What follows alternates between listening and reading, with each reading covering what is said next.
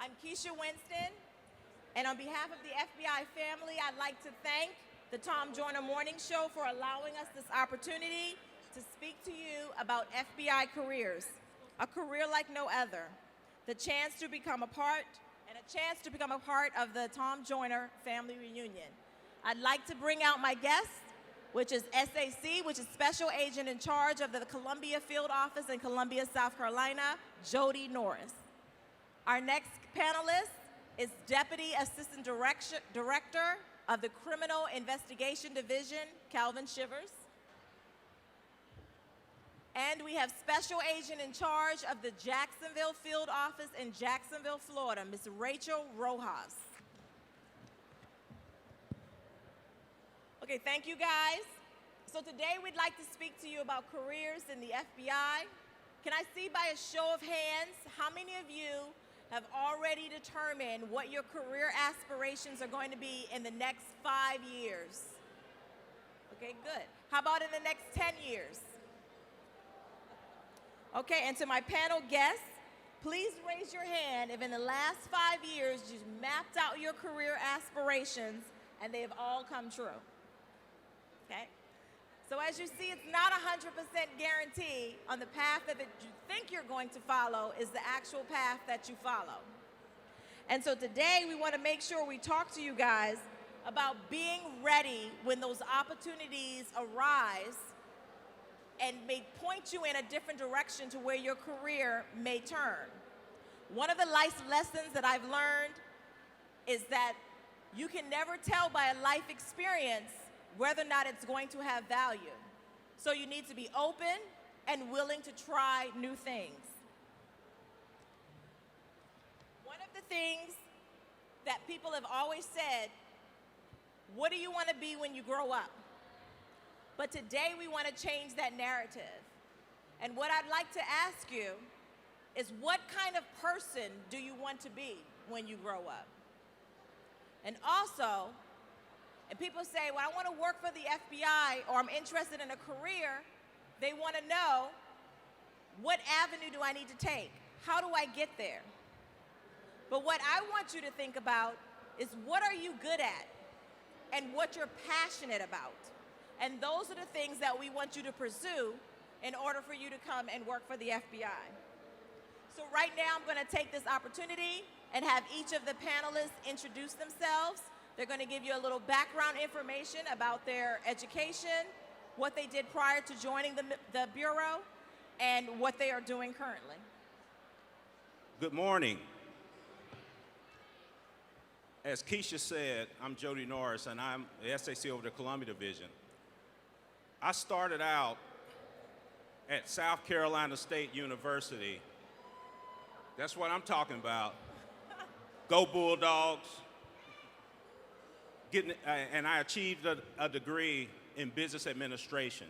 Once graduating from South Carolina State, and I won't tell you when that was because a lot of you guys wasn't born, okay?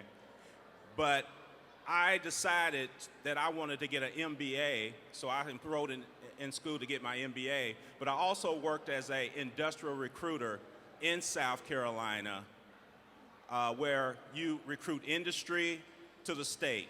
Like BMW, who's in South Carolina now, I was on the first team that met BMW when they came to South Carolina. So I was doing that. So while I was doing that and going to graduate school, I met an FBI agent. I didn't want to be in law enforcement. No one's in my family's ever been in law enforcement. I've never thought about law enforcement. I was going to graduate from business school and get a master's and go into IBM, Google, one of the large tech companies, and get some stock options. Y'all know what I'm talking about, right? With bonuses. But once I met the FBI agent, he talked me into applying for the FBI because of, I also have a minor in accounting, which they were hiring at the time. Once I talked to the agent and realized this sounds like a pretty interesting degree, I applied and soon hired and was sent to Quantico, Virginia for training. Once I got out of new agents class, I started out in Houston, working white-collar crime, public corruption, civil rights cases. After that, I went to Washington, D.C., where I was in the public corruption civil rights unit at our criminal investigative division at FBI headquarters. From there, I went to Tampa, Florida, not about 45 minutes from here, where I was a white-collar crime, public corruption, civil rights supervisor. After that, I went back to headquarters and worked in our HRD program, where I was an assistant section chief and dealt with all promotions in the FBI, all our transfers and all. So I've moved about 9 times in my career to where I hit the lottery and was able to go home. And when I say the lottery, with the escalator, I was able to go home as a special agent in charge of South Carolina, where I am now. So it's been a great career, and it's been everything I could have hoped for and never imagined when I was just sitting in your shoes many, many years ago. How many years? I won't tell you. They want me to tell you how many years, but it's pretty bad. 29 years. I've been in the Bureau 29 years. All right. Okay, and Deputy Assistant Director Shivers. Good morning. As mentioned, my name is Calvin Shivers. I'm a Deputy Assistant Director in our Criminal Investigative Division. What that means is I'm the number 2 person in our criminal division. Received a BS in criminal justice from the University of Alabama at Birmingham, or UAB. And a really quick story about, especially for you, where everything is important, right? And how you carry yourself and all the things that you do today will have an impact on your future. Because was a criminal justice major, but my first job out of college was I was a recruiter for an engineering firm. And you say, well, criminal justice recruiter for an engineering firm, how did that happen? Well, it happened because there was a class that I had with a woman who was in her 40s and had decided to go back to college. And her husband was a vice president with an engineering firm. And so we got to know each other in class. And so one day she came to me and said to me, I told my husband he needs to hire you. And I said, hire me as what? She said, I don't know, but I told him he needs to find a place for you in his company. And so I ended up going down, meeting with all the executives at this engineering firm. And I am a 21-year-old, about to be college graduate, haven't even graduated yet. And they offered me a job as a recruiter where I recruited mechanical, civil, and electrical engineers. Within a year, I actually ran their college recruiting program, which was a little awkward because as I got out on the circuit, I interviewed people that I knew, right? And so as we talk about how you carry yourself on a daily basis, remember everything is important, right? Because there's always someone who's looking at you. And obviously to join the FBI, we do a background investigation. So again, at a very young age, a lot of decisions that you make could have an impact on your life as a whole. So I was very fortunate. I joined the Bureau at the age of 23, which I think the average age is about 29. And one of the decisions I made, because I had to choose between going to law school and joining the FBI, I felt at some point I could probably go to law school, but the FBI, probably that opportunity may not come again. So I only say that to say because I still pursued my desire to get a law degree, and I went to law school at night. And so for my career, started out in New Orleans in what we call a resident agency, which is like a satellite office. I worked everything that I could touch, violent crime, gangs, drugs, public corruption, everything that I could work, I worked. And so within about 6 years, I decided to go back to headquarters where I was the FBI's national recruiter.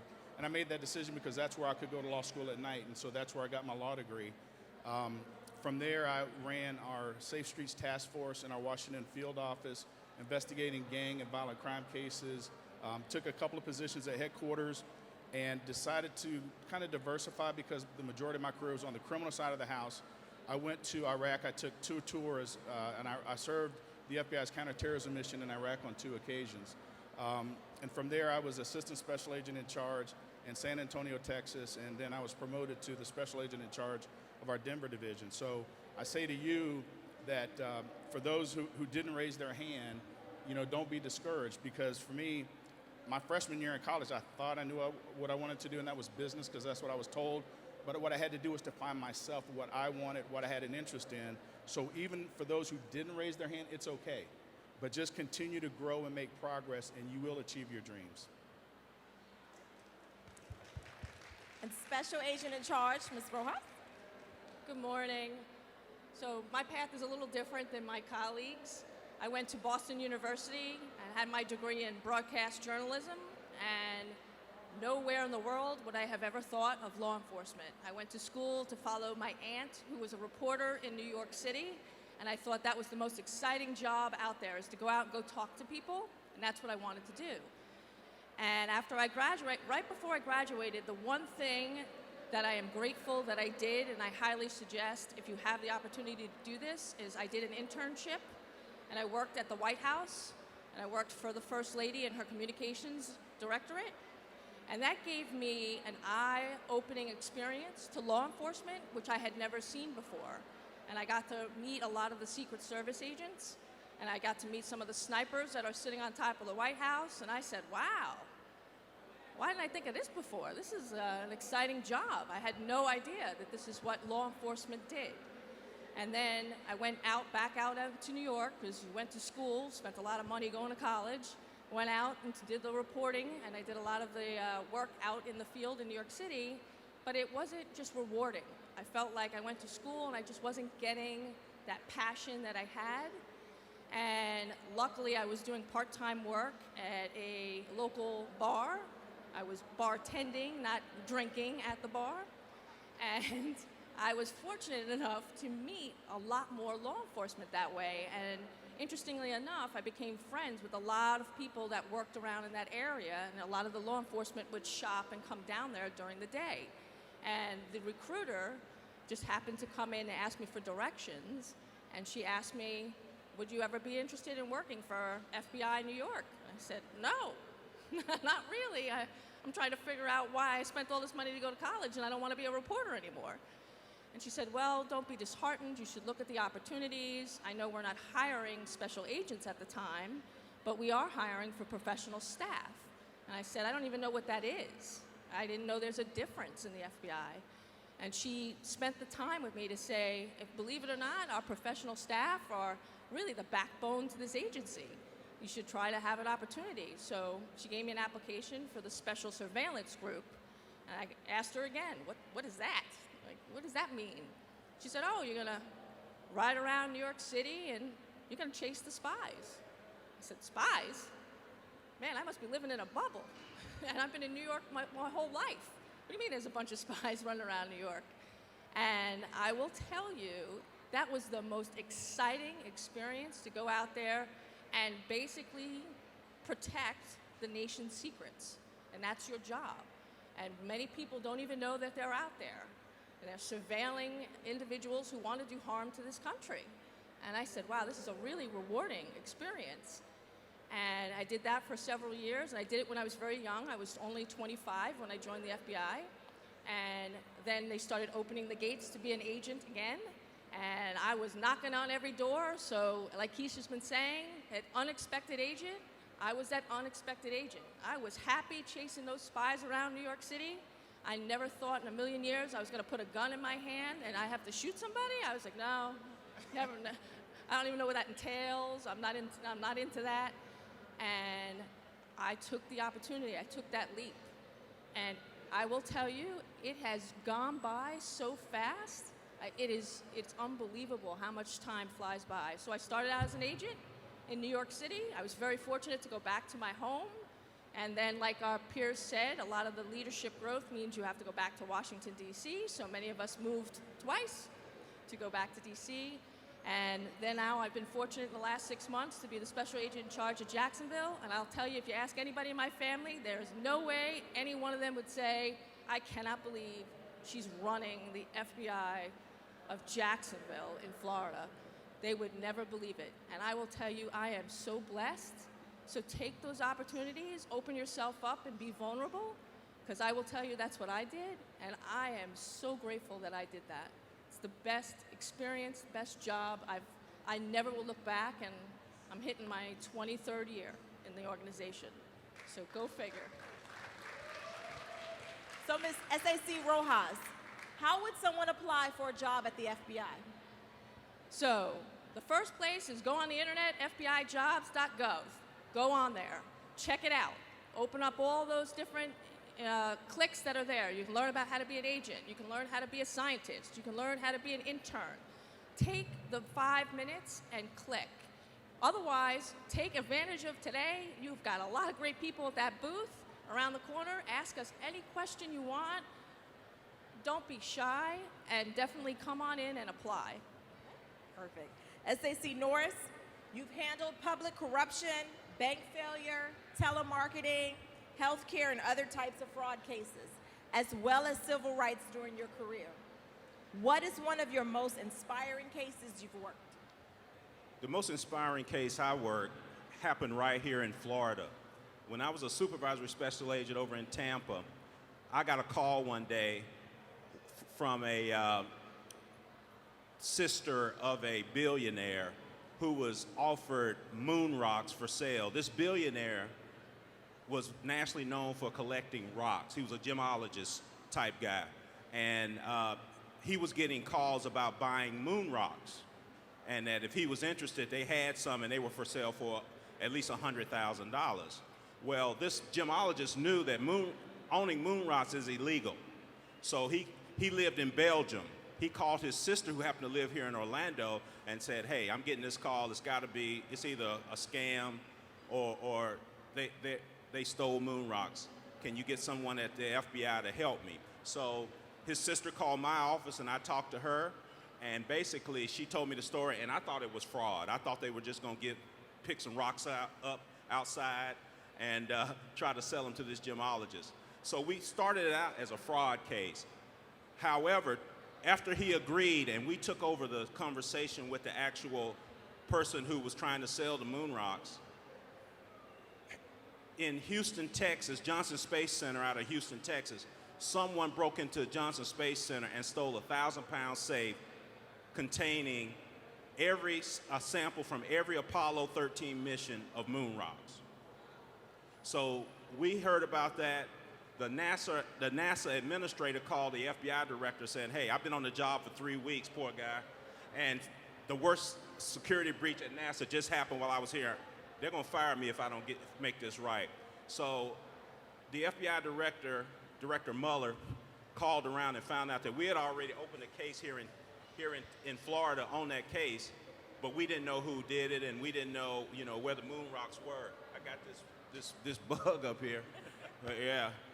And anyway, so we made a deal to meet here in Orlando on International Boulevard down by Universal Studios for the people to buy the rocks. We didn't think they would show up. We thought, we didn't know what would happen, but we had to find these moon rocks.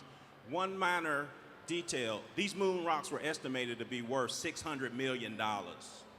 And these kids were trying to sell them for $100,000 to have a good time here at Disney. So we went ahead and did the meet at a restaurant on International Boulevard, and sure enough, we met the people, and they did actually have the moon rocks that was just stolen 3 days earlier in Houston, Texas, and they drove here to have a good time and get paid. They were interns, Rachel. They were honors interns with NASA and decided to steal those rocks out of the laboratory and sell them. And so when we arrested them, we were shocked to find out that they were actually working at NASA when they broke onto NASA to sell the moon rocks. So that was probably the most inspiring case because it came together so quick, it was so weird, and here's the last part about the case. It's a book about it. It was a book written about this case.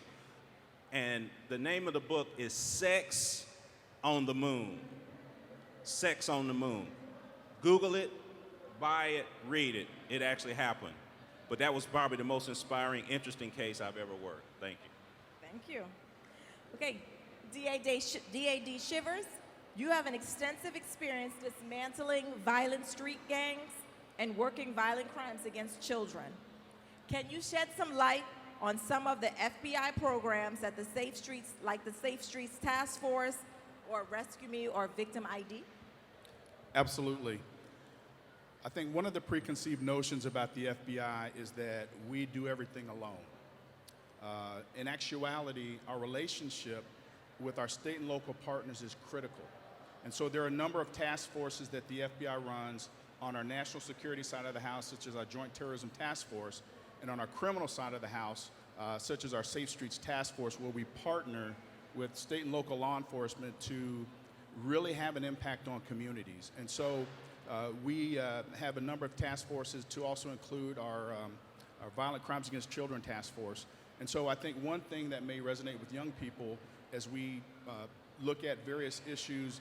Obviously, the internet and internet safety is something that's very important. I think that hopefully teachers in school are talking about it, parents are talking about it. With the FBI, definitely talk about it because we think that that's an issue that young people have to be very aware of. And so one of the things that we have worked in the last couple of years is what we call sextortion cases, and that's where someone may access a young person's computer and then try to get that young person to maybe send some pictures to this individual, right? And so one of the things that I would say to you is that it's very important that if something like that happens to young people, that you have a conversation with an adult. Because I know that in a situation where we've dealt with victims of sextortion, there was this fear that I can't tell my parents or I can't go to law enforcement. Well, trust me, there's no parent in the world that's going to blame their children for something like this because there are predators out there. And so for me, addressing this particular threat and addressing these predators who prey on children is very important. And so over the last few years, we've had a number of various initiatives and operations where we targeted those who target children online to seek to exploit them. And so working again with our law enforcement partners to kind of address the threat, but more importantly, have a discussion with the community and have a discussion with parents and how can we reach young people and have these conversations to not only have a full understanding of the threat, but also more importantly, that you can go to someone, whether it's your parent or to law enforcement, to address those issues. SAC Norris, what advice or preparation guidance would you give to someone who is considering applying to the special agent position, but are not sure they have the skill set or is prepared to pass the physical fitness test? That's a good question. The advice I would give is always be ready for an opportunity. Always be prepared to take advantage of an opportunity, no matter if it's with the FBI or anyone else. And that means always doing the right thing, even when no one's looking. Always, your reputation means something, okay? Your reputation is valuable. Always keep that in mind. Also, social media. Be careful what you post on social media, okay? Thank God they didn't have social media when I was growing up, because I may not be here today. But always remember that once it's posted online, it's there forever. So keep that in mind. So keep your reputation crisp. Educate yourself. Always continue to learn. And most importantly, for the physical fitness part of the test, if you come in the FBI, the physical fitness part, because that is part of it. You could be a 4.0 student, most popular person in your class, whatever. If you can't pass the physical fitness test, you can't be an agent in the FBI. So the FBI has an app. It's called FBI Physical Fitness Test. It's an app. You can Google it. And it kind of shows you how to work out and prepare for the fit test. But here's my recommendation. The fit test consists of 1.5 miles. So I recommend you be able to run 3 miles. Always double what the requirement is. Run 3 miles without stopping.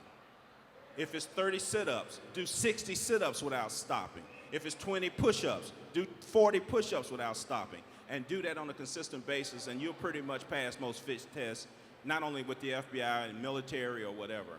But those are the things I would say.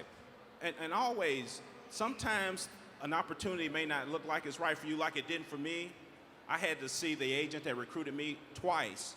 I'd never met the guy before in my life, and I ran into him twice in a month. So it was meant for me to come into the FBI. So always keep your options open. A lot of times you don't know what you don't know till you know it. So always have an open mind. Be prepared for any opportunity. And if you have a fit test, always do a little extra with your preparation for that. Perfect. And SAC Rojas, the FBI's 2020 Honors Internship application is open now. It's going to close on September 25th. And these are for college students. So a freshman in college can apply to this position. So SAC Rojas, could you please explain to everyone what it means when we say you have to undergo a full scope background investigation? And can you also explain the difference between being eligible for a job with the FBI and being suitable for a job with the FBI? Sure. So, like I said, go to that app. You will see there are eligibility requirements, right? So you have to hit a certain age, you have to be a U.S. citizen, there may be a certain GPA depending on the position that you are applying for. Those are eligibility requirements. What happens is when you join the FBI, no matter what position you're in, you're getting a top secret clearance. That's a pretty valuable thing to have, and I will tell you, you have to covet that with your life. You're learning nation secrets, so you really have to go through a process for this. And a top secret background is intense. It does take a long time, but if you want to know what exactly to be prepared for, you can look online. The application would come to you. It's called an SF-86.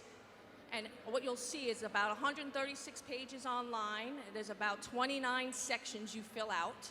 And it's all about your life, your associations, where you lived, where you went to school, who are your foreign associates. Very important to be truthful on this form. Don't think that somebody in the FBI isn't going to find out, because they do. But that form is your first step into the door. And then as you process, you will have to get a polygraph, because you get a top secret clearance.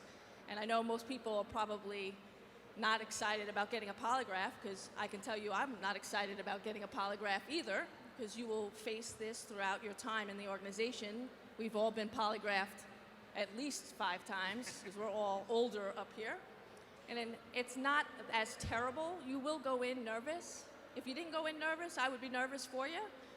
And what they're doing is they're doing a quick polygraph to see, do you have the background to secure secrets? Are you being truthful on the application? So they're doing a couple different things to see if you're being honest. And then obviously you also have to take a drug test. So drugs is a big part of the process, and you will see that big section in the actual application. So be truthful, because there are requirements for joining the FBI, and particularly if you're going to be an agent one day. So please take those very seriously and make sure that you qualify. And then after that, and you go through a full background. And it could take a few months, and be prepared that there are people from the FBI that start knocking on doors. And sometimes you have neighbors that may not know you're applying to the FBI, and they will now know that you're applying to the FBI. And all of a sudden you have a newfound friend neighbor that you can't seem to shake. But they will go out and interview people at your employment. They will interview people at your school. So just keep that in mind. As we keep saying, your reputation is the most valuable thing you have. We're not kidding. Because people say bad things about you, we're going to continue to investigate that. And then we'll make a final determination as you go through the background as to whether or not you're suitable, meaning, does the FBI feel that you are suitable to hold a clearance? And sometimes the decision is yes, and sometimes the decision is no. Not everybody's going to make it. So you have to start now and be as honest and truthful, and the process will work out. And just don't get frustrated. And call us. When you feel like you don't know what's going on, call us, because we're here to help. And so my last question before we take questions from the audience is to each of our panel's guests. And it is, as hiring managers, as people who are responsible for field offices and headquarter divisions, what are you looking for in an FBI employee? What characteristics, what values, what competencies would you like your employees to hold? So we'll go with SAC Norris. For me, everybody in the FBI that's an agent has a baseline skill level, baseline education, and a baseline of capability or ability. What I look for is, in addition to that, what it takes to be an FBI agent, I need interpersonal skills. Because in the FBI, we're a people business, okay? We're a family. So I want people who are going to make each other and the other employees feel like they're family in the organization. So interpersonal ability, adaptability, flexibility, because we do move around a lot. We are a reactive agency, which means something could happen today and we might have to jump on a plane and go assist another office when that happens. Also, you have to be able to communicate, both in writing and verbally. So those are the things I look for. And the people who have All those, in my personal opinion, after 29 years, are the successful, happy folks in the FBI. So if you have that, we're your agency. Hey, DAD Shivers? I would say a couple of things. I think one thing that immediately comes to mind is character, and I think we've kind of alluded to that, kind of the person that you are on the inside. And I think along with that comes a little bit of compassion because as an FBI agent, you're going to deal with a wide range of people, from a CEO and a C-suite at a major corporation to perhaps a victim of a violent crime or the family of a victim of a violent crime. So you have to have compassion and understanding, and I think Jody talked about communication. The other thing I would also say is really working on your organizational skills, right? So and I think one of the questions was having kind of that long-term plan. Where do you want to be? And so from the FBI's perspective, the ability to organize and execute really on a short basis is something that's very important, because on a day-to-day basis, you just don't know what the day will bring you. And so for a lot of the things that we do, there's no script, there's no instruction manual that you can go to, because although you may have a major crisis such as an active shooter situation, each situation will be a little bit different. And so having the ability to think and to organize sometimes on the fly is a critical skill, but again, that happens pretty much across all programs because you just don't know. So the ability to develop that ability to critically think, to organize, and to plan under pressure, I think is something that's very important. And I think that's something that, even as young people you can do now, just very simply as you look at your college year, the things that are required of you, the papers that you have, the exams that you have, those are little things. And if you can condition and train yourself now to be organized and planned, then when things pop up such as, hey, I didn't expect this thing, you can still stay on target and on track with preparing to write that paper or preparing for that exam.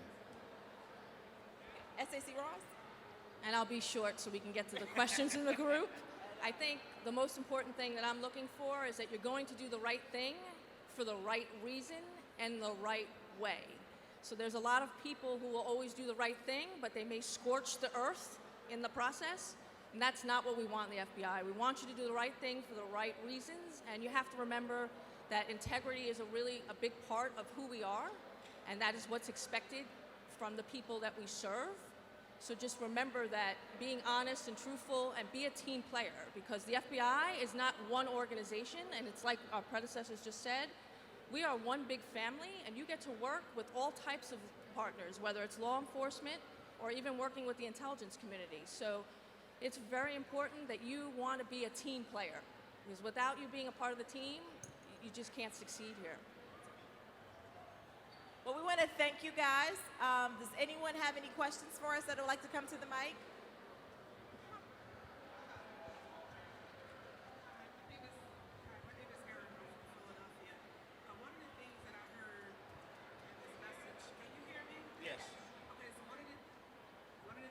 Heard in the message was Special Agent Shivers was speaking about relationships. So I have a friend who's actually not a friend, he's a Philadelphia police officer. He has a relationship with the FBI, and he does exactly what you do with the Safe streets. sex trafficking. Yeah, yes. The other thing that I heard Special Agent Norris talk about value, and then you have to have value, and then you said you have to have relationship and being a team player. So law enforcement has always been in my blood, but I've never been able to get involved in it for various reasons. But my background consists of locating absentee people. I'm in the real estate industry. So how do I transition from being in real estate, doing a lot of investigative work, and going to the FBI, but then is there an age requirement? Not for a professional staff employee. Okay. Everybody always talks about special agents. That's the things the movie's made of and the books are written about. But we have 2,300 job series in the FBI. In addition to agent, financial analysts, intelligence analysts. We have a lot of analysts. But we also have a facilities division where we acquire property, we rent property, and all that, which may help because we do have to do an investigation to make sure it's a clean property, it's in the right hands, for a government agency like the FBI to be able to acquire it. So that may be something that would interest you. There's no age requirement on professional staff. Great. Because my knee hurt. Just FBI special agent. You have to be before you come on the roads. You can't have your 23 to 37. Yeah, I'm past that. Yeah, okay. All right. Thank you.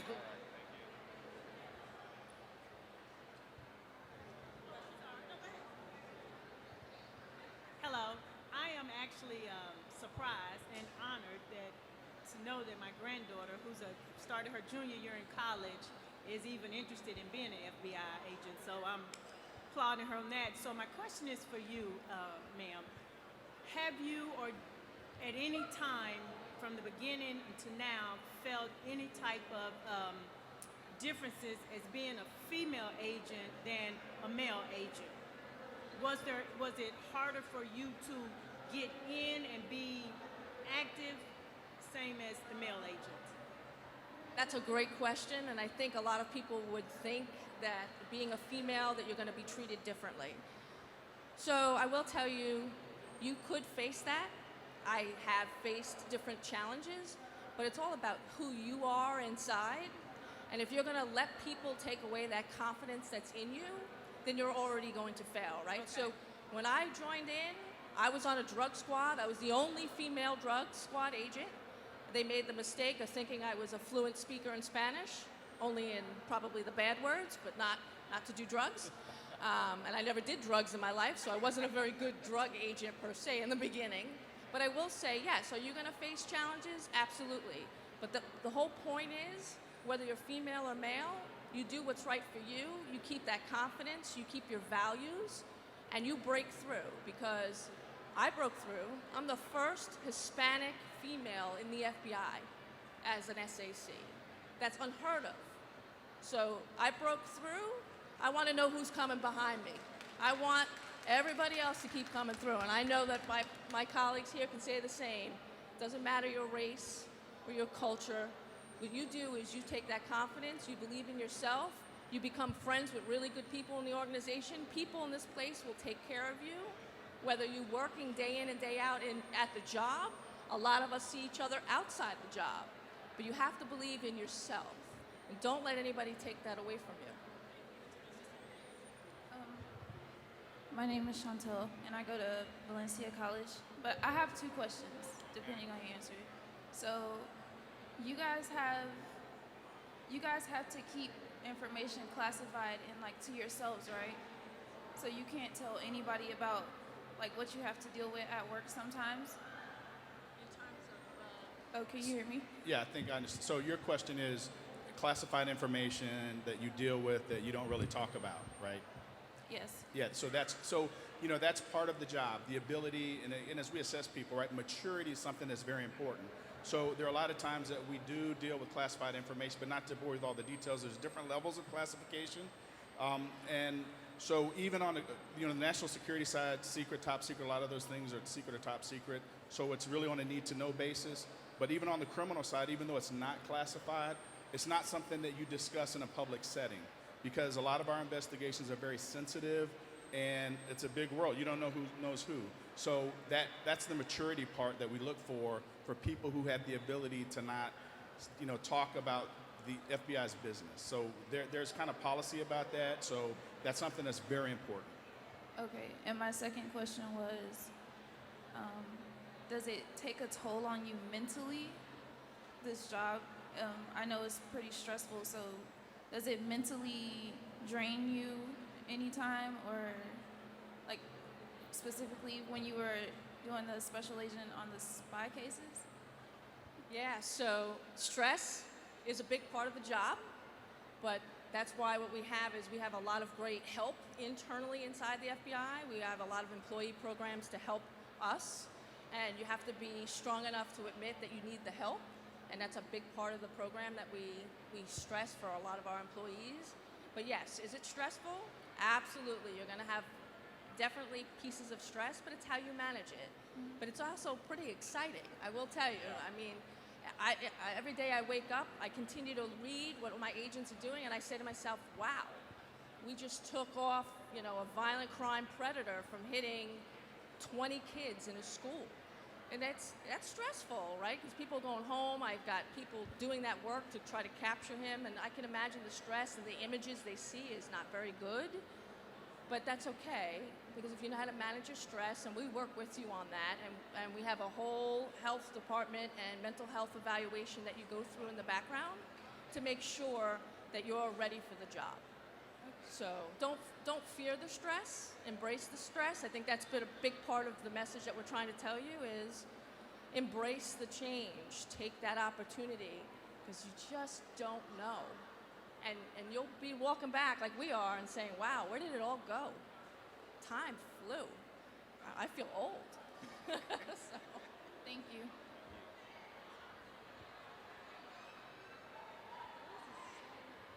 Thank you.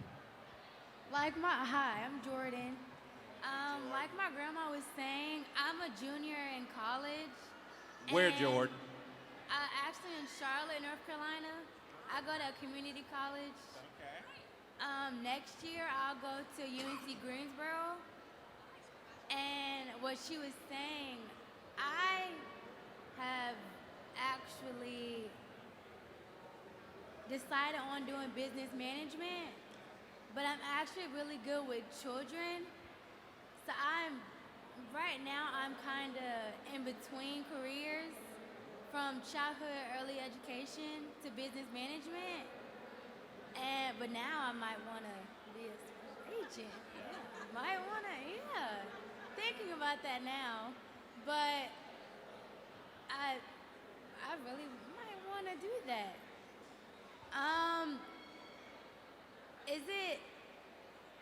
Was it hard for you guys to start out doing like special agents and stuff? Was it hard? It was hard. And to follow up on the last question about the stress, one of the great things about the FBI is the training you receive. So a lot of times when you get in a stressful situation or a situation that you're not familiar with, you fall back on your training and it'll carry you through. So one of the things you have to do if you come in the FBI as an agent is go to Quantico. I think it's 22 weeks now, and you get some of the best training in the world from the best trainers, which helps make you successful, and then you work with great folks like Rachel said in the office that you're in. So it is hard, but it's a good hard. I've been doing this job again for 29 years, and every day I get up looking forward to go to work. I do. I have a daughter up at Winthrop right outside Charlotte, so I know exactly where you're talking about. We have honors intern program in Columbia. If you're willing to come down, we'd love to have you. But it is hard, but the training is excellent, and between your abilities and the training, you'll be just fine. All right, thank you.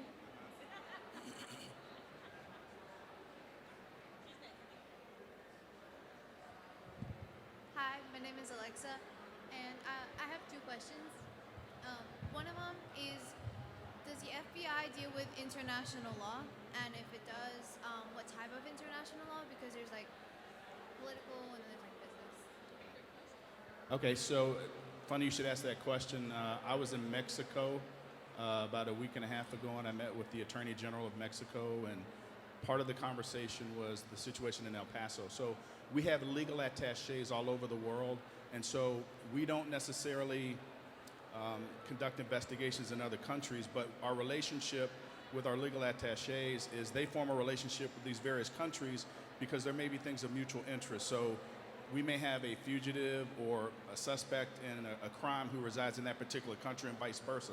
They may have someone in our country. So what we do is we share information, and because we don't have jurisdictions in other countries, through various treaties, if we need to have someone arrested and extradited back to the United States, that's how we handle that process. But that's one of the things about the FBI that I don't think we highlighted is the fact that we're actually international operations from the perspective of we have a reach all over the world in conjunction with various host countries. My second question is, it was mentioned earlier that you follow spies here in America. Does the FBI send spies to other countries?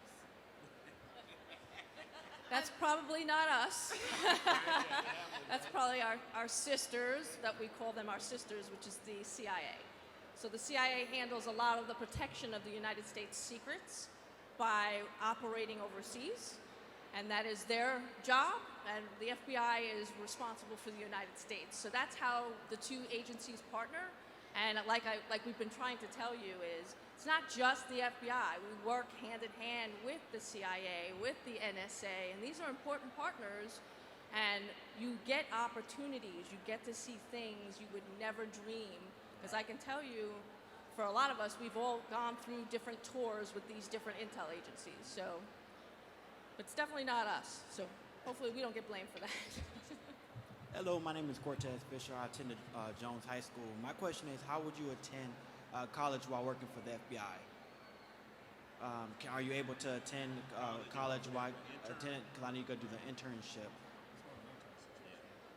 So when you're going to college, you can do the 10-week program. There are some positions that you don't require a college degree, like we've been talking about. There's the professional staff positions that we have various throughout the organization. And yes, there are some individuals who do go to school while they're working for the FBI. I can tell you I earned my master's when I was in the FBI. So you do have those opportunities. So don't think that you can't go back to school, because I know I did, because I wanted to learn more about international management and leadership. So I went and did my master's degree 10 years into my career. So there are great opportunities. And from my HRD experience, we also will pay for your education, especially if you go and get advanced degrees and all.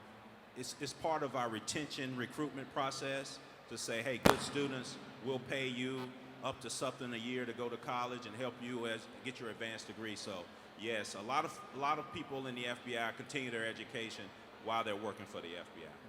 Thank you.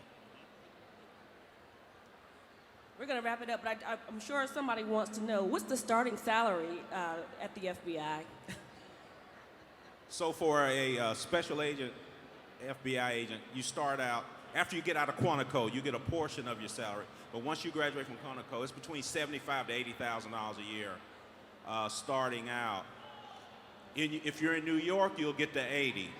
If you're in Columbia with me, you'll get to 75. And then I guess the professional staff positions in between. Yeah, right? and then the professional staff can go anywhere from 40. You may know more than I do.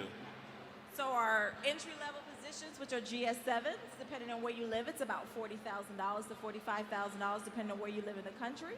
With a master's degree, you come in as a GS9. But if you go to opm.gov, it has that government scale. The difference between the special agent position and the professional staff is special agents get what we call availability pay or law enforcement pay, which is an extra 25% of that salary. So I would like to thank our executive management team who was here today that presented to you guys. You guys did a wonderful job. And I think we're going to end this. And we really want to say thank you to the Tom Joyner Morning Show for allowing us to come into your lives today to spread the information about the FBI. You guys have a safe travels home and enjoy the rest of your show. Ladies and gentlemen, let's give another round of applause to the FBI. Thank you so much.